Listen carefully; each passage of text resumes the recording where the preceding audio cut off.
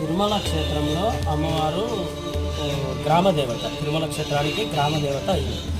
ఈ బాట గంగమ్మ అనే పేరు ఎట్లా వచ్చింది అంటే, ఆకాశ గంగకు పాప వినాశనానికి నడిచి వెళ్ళే దారి.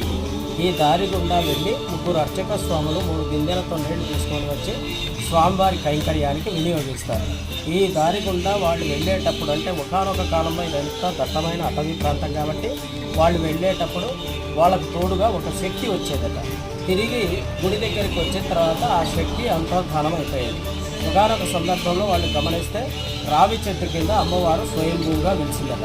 అందుకు దారిలో వెలిసిన అమ్మవారు కాబట్టి ఈమెను బాట గంగమ్మ అని పిలుస్తారు. తిరుమల క్షేత్రానికి గ్రామదేవతగా కొలువై ఉంది అమ్మవారు. వెంకటేశ్వర స్వామి చెల్లెలుగా కూడా ప్రసిద్ధి చెందింది.